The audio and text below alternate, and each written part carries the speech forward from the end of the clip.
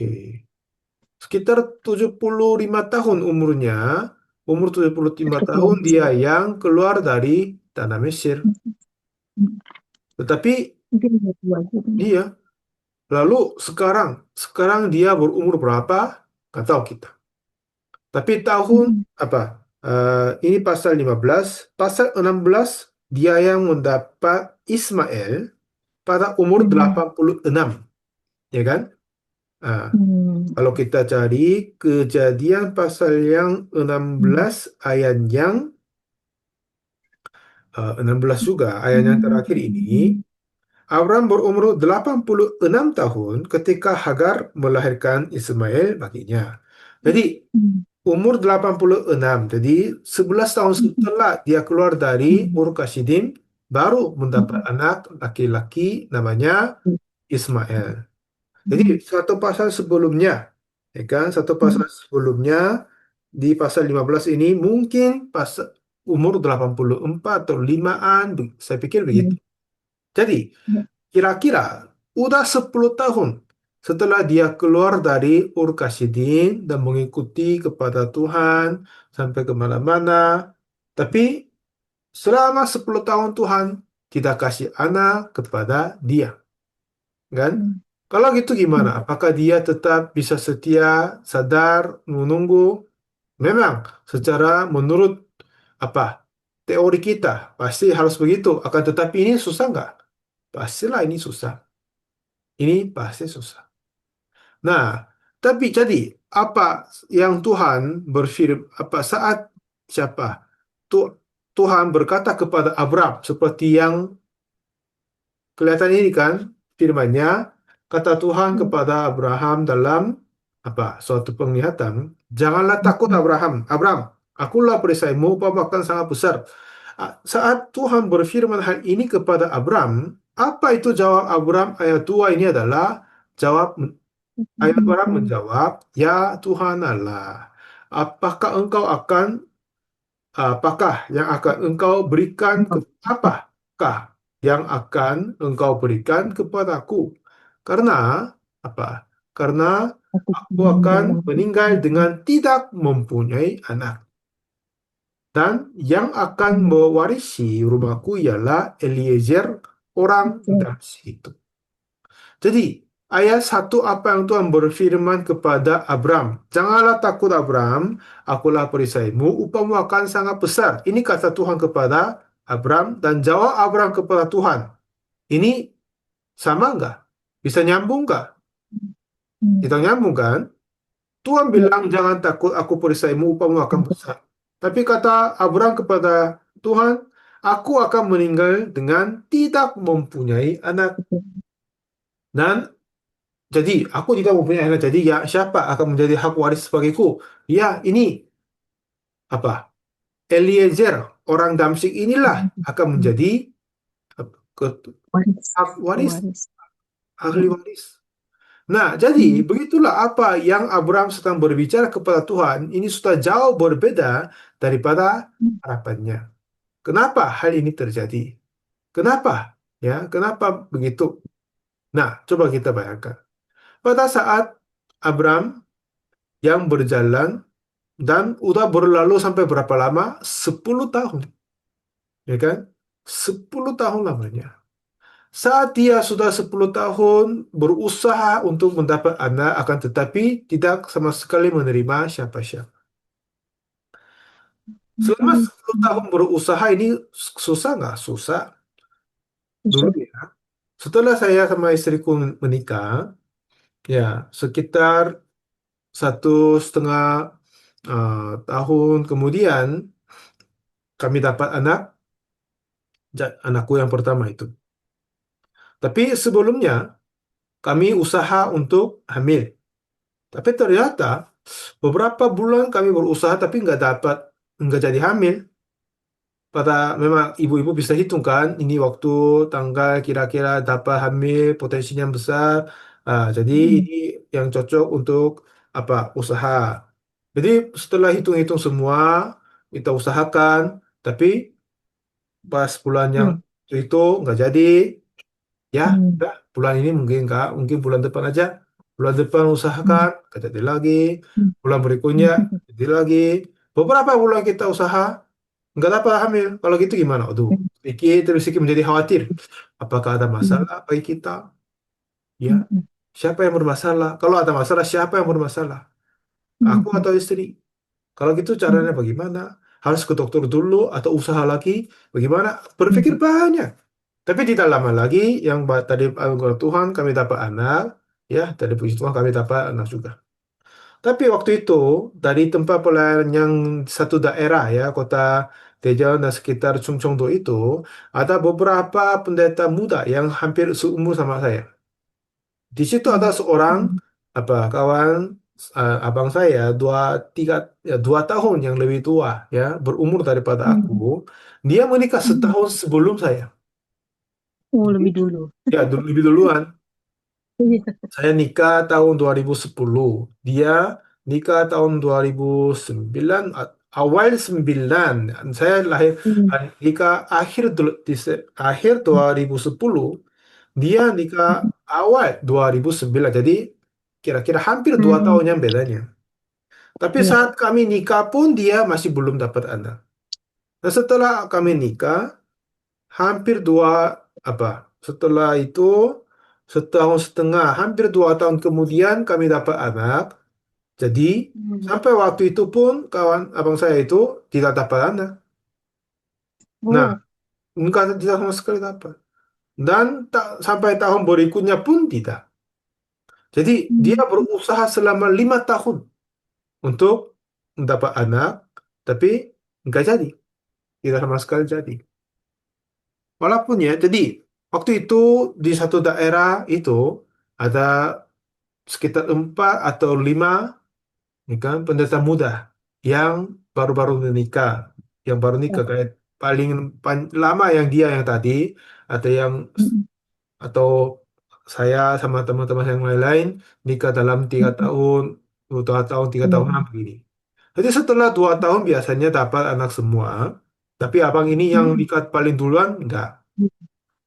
Lalu yang kami dapat ada yang dapat anak yang kedua pun yang duluan ini belum dapat anak. Belum bisa. Jadi saat kami mendapat anak, ini berkat Tuhan yang kami sukacitakan, akan Ya. tetapi kami sendiri senang, berbahagia, tapi tidak berani dan Main. merasa akan sayang, menyatakan kebahagiaan dan senang sukacita Ya. di depan dia karena merasa agak maaf juga, gitu. Mereka merasa sayang juga. Jadi, dan coba bayangkan, ada seorang suami istri yang gimana? Sehat sekali, ya, aktivitasnya sangat-sangat baik. Tetapi yang masalah satunya bagi mereka, satu-satunya masalah bagi mereka itu adalah nggak dapat dana. Jadi setiap bulan pada waktunya mereka selalu berusaha, tapi nggak jadi lagi. Terus kemudian bagaimana? Waduh, ini mereka pun pasti merasa kecewa, putus asa, sampai mereka dapat akhirnya berpikir, aduh, Tuhan tidak akan mungkin kasih anak bagi saya. Mungkin kita nanti akan hidup dengan kami berdua saja. Akhirnya mereka berpikir begitu.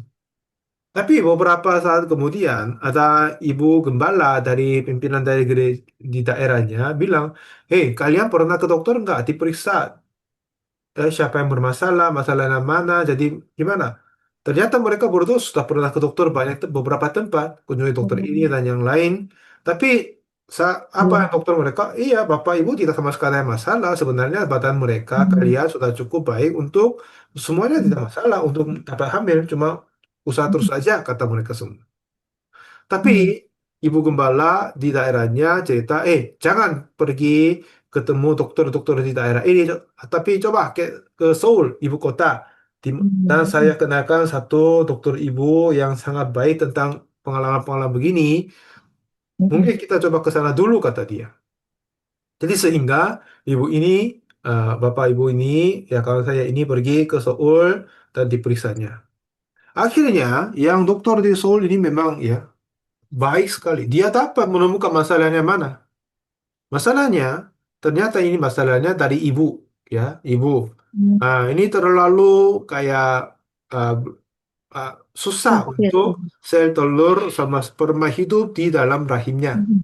Jadi Oh, kasih jadi secara apa? Cara si. normal tidak bisa dapat hamil. Mm-mm. Jadi seharusnya mengeluarkan sel telur dari ibu, sperma dari bapak, dan Mm-mm. disatukan dari Tanam. laboratorium, lalu ditanam, bisa bilang apa? Tanam ya?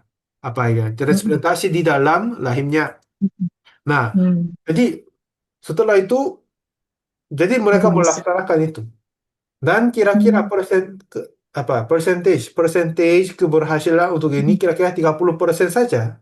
Tetapi Oh, mantap. 3 kali setelah mereka melalui laboratorium untuk berusaha hamil, langsung dapat anak yang pas Mm. umur anakku yang kedua. Dapat anak Mm. pertama itu. Dan memang Mm. waktu mereka keluarkan sel telur dari ibu, tidak hanya satu aja, banyak telur.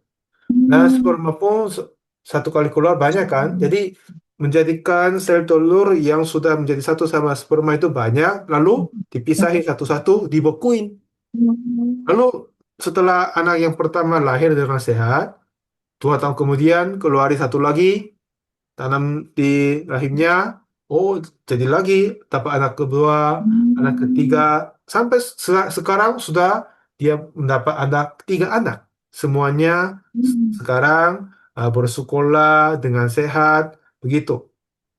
Nah, Mm. jadi lalu dan pernah saya tanya, Bapak, semasa kamu tidak dapat anak, kira-kira 5 tahun lama ya? Iya. Waktu itu Mm. gimana? Perasaanmu bagaimana? Takut enggak? Oh iya, memang takut Mm. sama khawatir juga. Dan jika Mm. sampai berpikir, apa yang harus aku lakukan? Karena dia adalah satu-satunya anak laki-laki di keluarganya, ya. Seharusnya mau dapat Oh. anak, ya kan?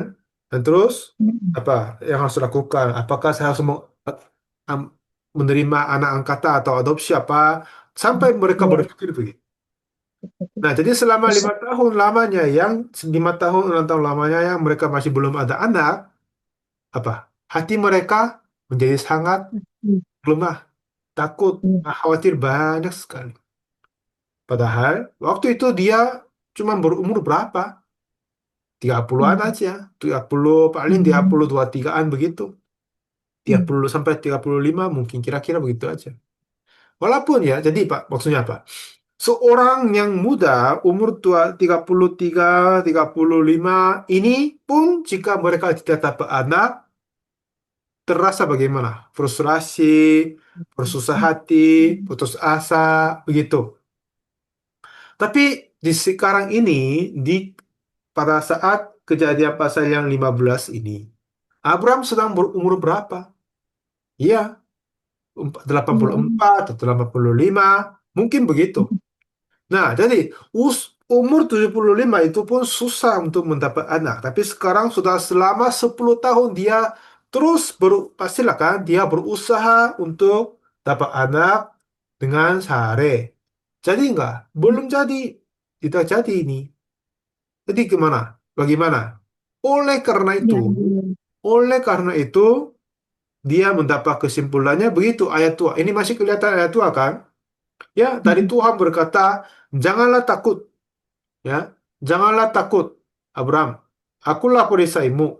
Upamu akan sangat besar. Walaupun Tuhan yang sedang berkata kepada Abraham secara jelas dan menguatkan dia sambil berkata, jangan takut ini. Tapi kepadanya apa yang jawab Abraham langsung adalah, aku akan meninggal dengan tidak mempunyai anak. Mm. Dan yang akan mewarisi rumahku ialah Eliezer orang Damsyik itu.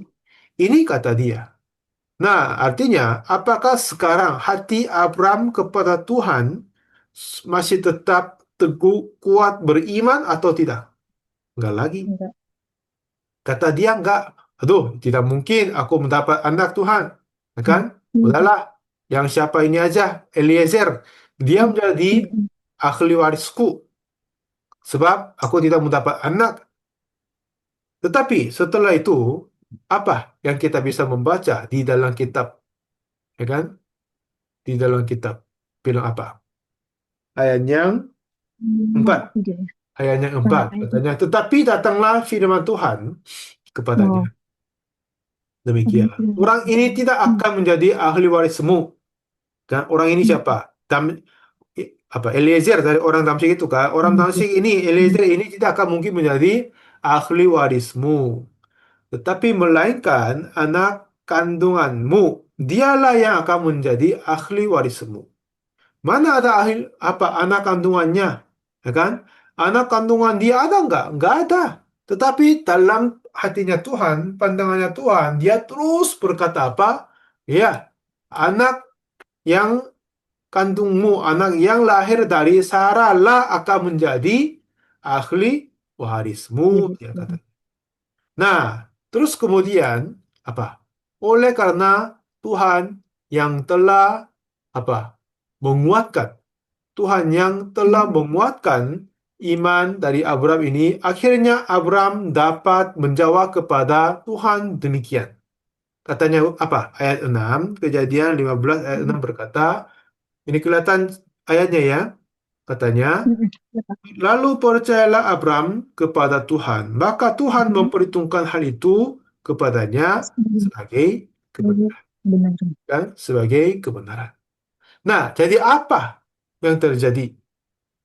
Nah, sekarang situasinya bagaimana? Kenapa tuh Abram memilih Eliezer?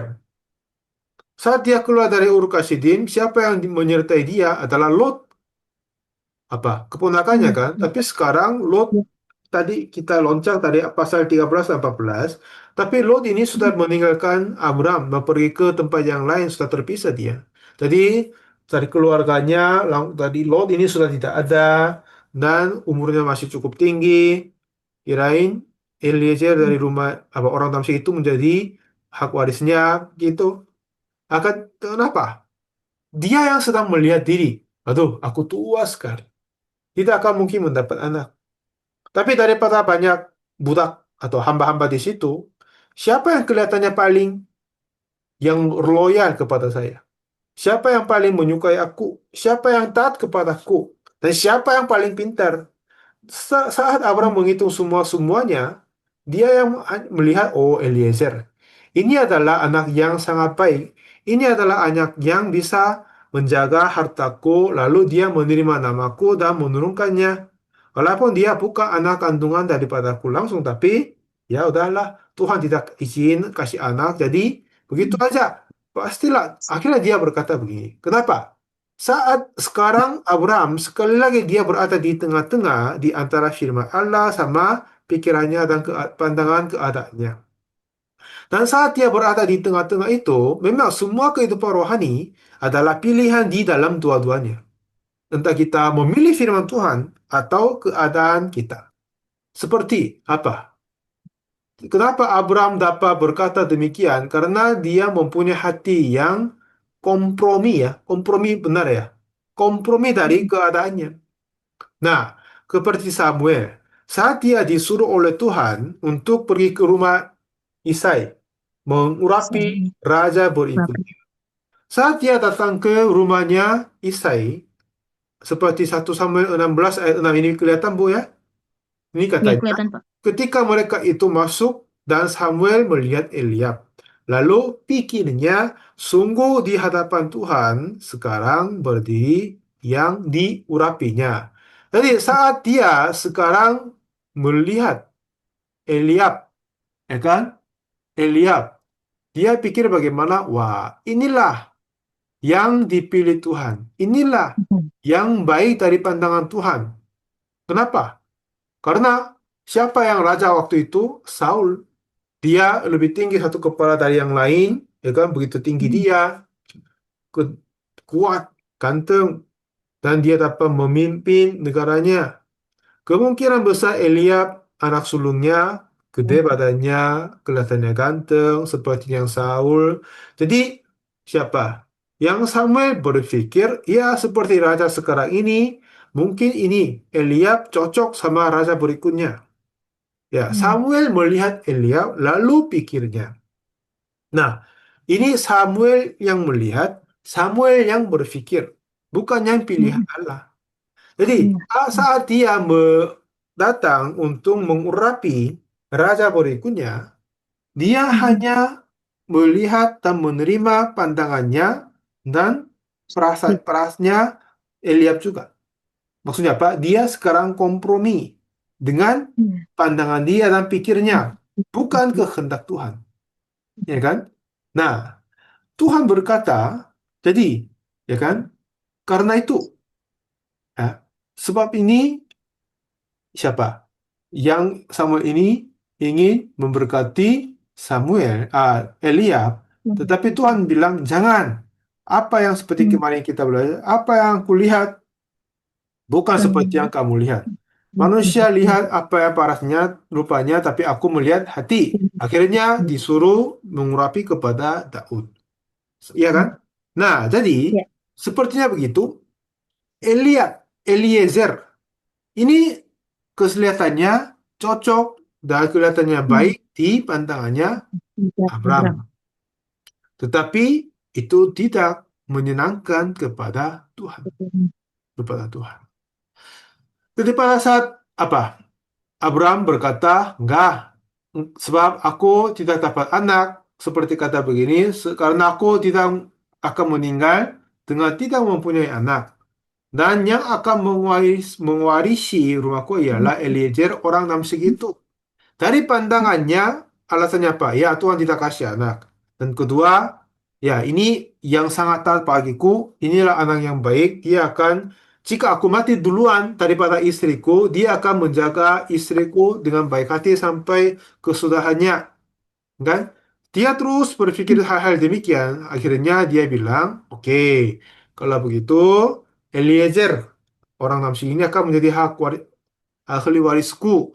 Dia dapat kesimpulannya demikian aja, ya kan? Nah, itu kenapa? Di sini kita bisa lihat hati Abraham adalah dia sekarang kompromi dengan keadaannya. Apa yang dia melihat, apa yang dia pikirnya, seperti apa Samuel melakukan kepada Eliab. Nah, ya kan? Tetapi pada saat Tuhan sekali lagi berkata kepadanya, enggak, yang lahir dari tubuhmu melalui kandunganmu adalah menjadi hak waris. Lalu Tuhan membawa gimana? Tuhan membawa Abram keluar, ya kan? Dan berkata apa? Ayat yang Kejadian 15, Kejadian 15 yang tadi ayat yang ah, 5. 9 kali.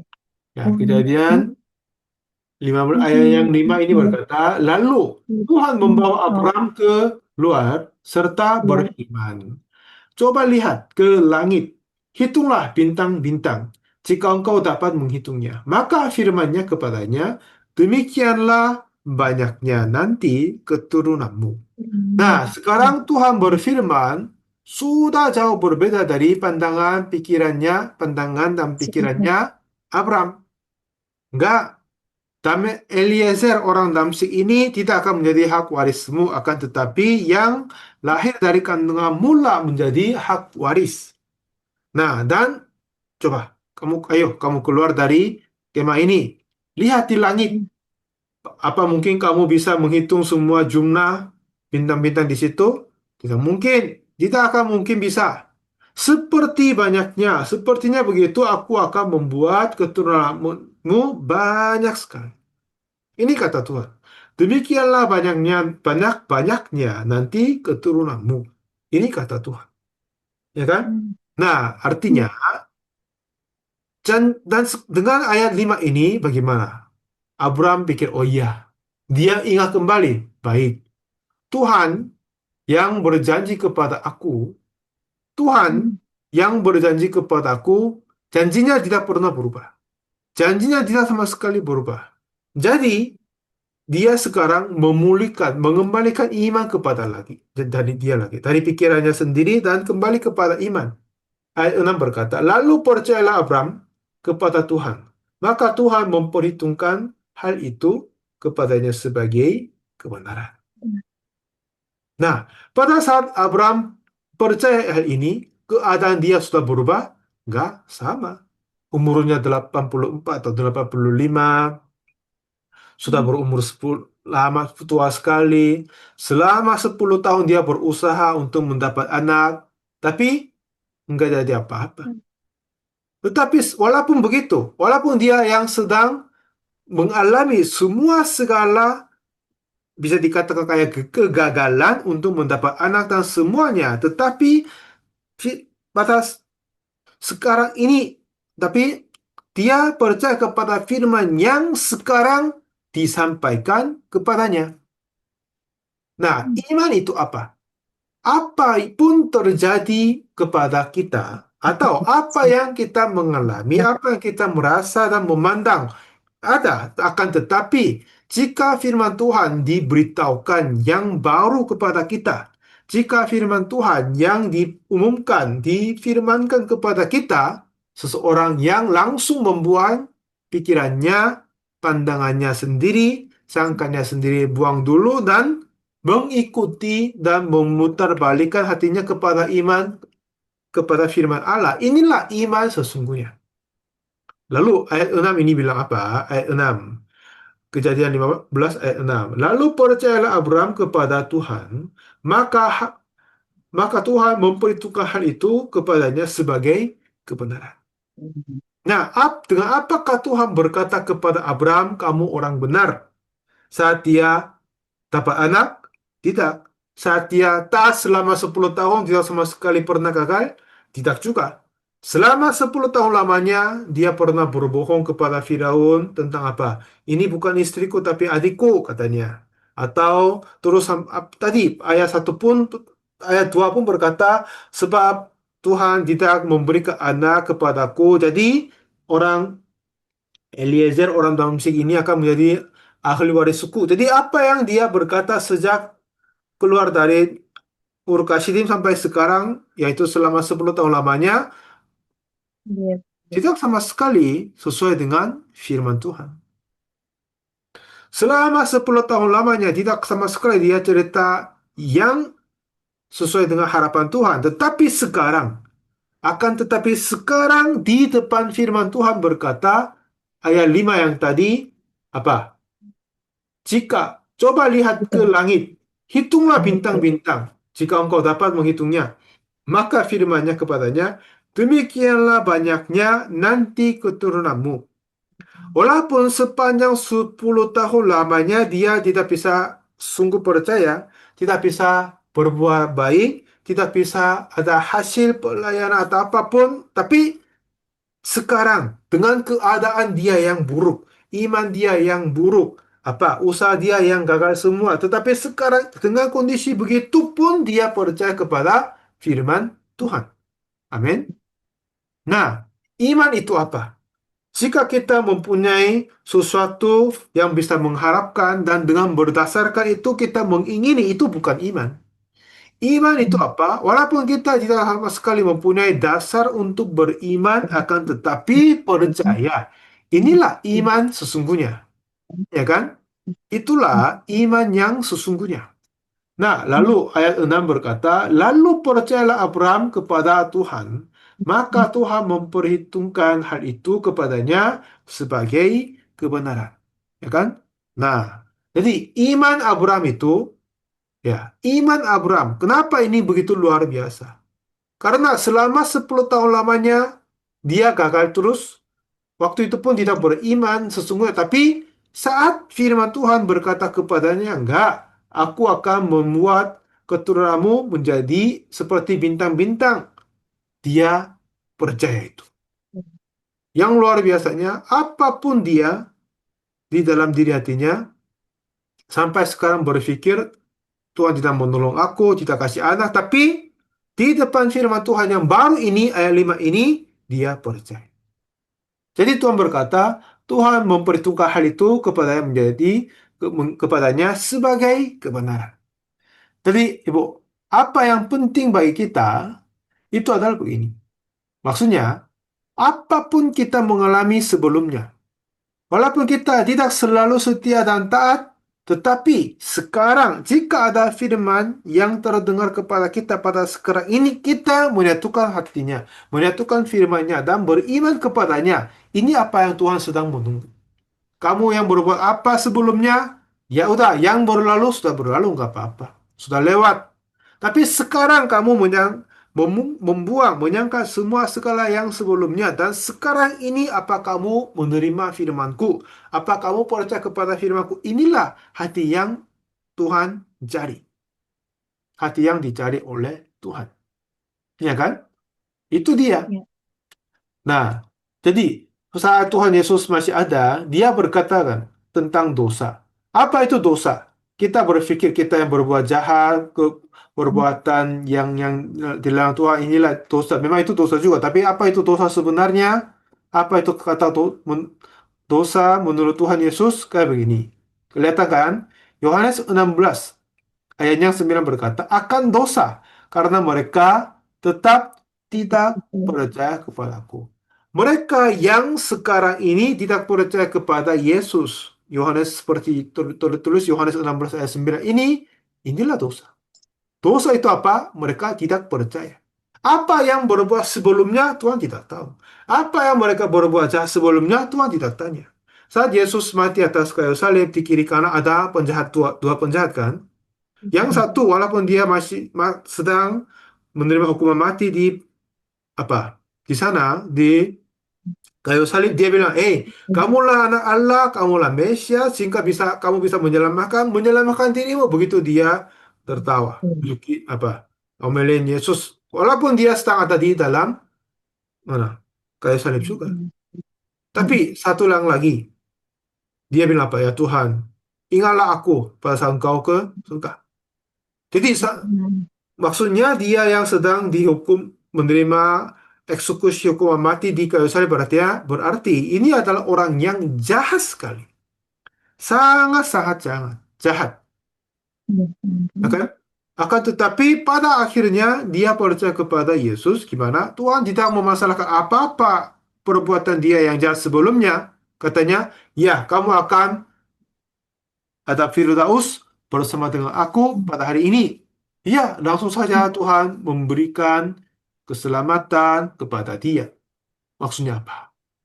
Tuhan tidak sama sekali ingin mencari kekurangan iman kita sebelumnya. Tidak ketaatan kita sebelumnya. Kapan? Ini sudah lewat. Tapi sekarang ini dari firman yang Tuhan berikan kepada kita. Apa kau percaya enggak? Sekarang Tuhan berfirman apa? Kepada Abraham. Coba lihat ke langit. Hitunglah bintang-bintang jika engkau dapat menghitungnya. Maka firman-Nya kepadanya, demikianlah banyaknya nanti keturunanmu. Sudah Bapa yang tua berumur 85 dan sudah 10 tahun berusaha mendapat anak, gagal terus. Dan Lot, keluarganya sudah tidak ada lagi. Jadi keadaan dia yang sedang mengalami tidak bisa menjadi lebih buruk. Paling buruk sekarang ini. Walaupun begitu, di sana dia percaya apa? Ya, kepada firman Tuhan di ayat 5. Jadi Tuhan berfirman, ayat 6, lalu percaya bilang kepada Tuhan, maka Tuhan memperhitungkan hal itu kepadanya sebagai kebenaran. Ya kan? Tuhan menghitung itu kebenaran. Kenapa? Walaupun dia tidak sama sekali ada sesuatu untuk percaya, tapi dia percaya. Jadi dia diperhitungkan kebenaran. Nah, begitu. Abraham adalah sekarang ini, pasal 15 ini, dia sudah hilang iman. Tetapi Tuhanlah yang datang kepada dia, berfirman kepadanya, dan saat Tuhan menemukan Abraham tidak punya iman, Tuhanlah yang memulihkan iman daripadanya. Seperti Yesus. Setelah dia bangkit, semua murid mau pulang, kabur, begitu. Tapi, jadi pada saat setelah dia bangkit berdiri, dia yang sendiri pergi ke murid-muridnya yang sedang pergi ke Emmaus. Dan dalam perjalanan ke Emmaus, Tuhan Yesus menampakkan diri kepada mereka dan ceritakan hal-hal ini banyak. Akhirnya, Lukas 24 ayat 30 katanya, ini pada semua hal terjadi pada akhirnya. Waktu ia duduk makan dengan mereka, ia mengambil roti, mengucap berkat, lalu memecah-mecahkannya dan memberikannya kepada mereka. Ketika itu terbukalah mata mereka dan mereka pun mengenal Dia. Sepanjang hari mereka berjalan menuju ke Emmaus, mereka nggak tahu ini Yesus. Tapi setelah Tuhan membuka mata mereka, mereka kenal, oh dialah Yesus. Jadi walaupun mereka sudah putus asa, sudah hilang iman, tapi Tuhan Yesus sendiri, Dia yang datang kepada murid-muridnya dan mengingatkan kembali, memberikan janji, menyampaikan firman lagi, dan memberikan iman kepadanya. Jadi Tuhanlah yang sedang datang menguatkan, memberikan iman kepadanya. Abraham, selama 10 tahun dia berusaha untuk beranak, enggak jadi. Jadi di antara banyak orang yang dia tinggal bersama dengan dia lihat, wah Eliezer, orang Damsyik ini adalah sangat pintar, sangat taat, sangat baik orangnya. Jika aku tua pun dia tidak akan akan terus menolong aku, mendampingi aku menjadi anak yang sangat baik. Jadi tadi pikiran dia, ya udah daripada tidak punya anak apa-apa, akan tetapi gimana? Udahlah, udah Eliezer orang Namsi ini akan menjadi ahli warisku, kata dia. Karena apa? Sekali lagi dia kompromi dengan keadaannya, dengan, ya kan? Tapi Tuhanlah bilang enggak. Yang lahir dari kandunganmu lah menjadi keturunanmu. Lihatlah bintang-bintang seperti banyak akan memberikan anak keturunan kepadamu. Jadi Tuhan, dan saat itu Abraham membuang pikiran yang kompromi sama dengan keadaannya dan percaya. Nah, hal itu diperhitungkan kebenaran kepadanya. Amin. Nah, tentang hal ini, Amin. apa yang Tuhan berkata di Roma pasal yang 4? Roma 4 ayat 1-3 saya baca. Jadi apakah akan kita katakan tentang Abraham, bapa leluhur jasmani kita? Sebab jikalau Abraham dibenarkan karena perbuatannya, maka ia beroleh dasar untuk bermegah, tetapi tidak di hadapan Allah. Ya, Abraham, tadi penulisan Paulus surat Roma ini, dia adalah bapa jasmani, leluhur jasmani mereka. Memang ini karena mereka bangsa orang Israel, Yahudi. Dan katanya, jika Abraham dibenarkan karena perbuatannya, maka ia beroleh dasar untuk bermegah, tapi dia tidak di hadapan Allah. Artinya apa? Abraham memang orang benar, bapa dari orang-orang benar dan bapa yang dihormati, tetapi dia pun tidak dibenarkan karena perbuatan, ya kan? Dia pun tidak dibenarkan karena perbuatan, tetapi iman sekali, iman saja. Ayat 3 berkata, sebab apakah dikatakan nas kitab suci?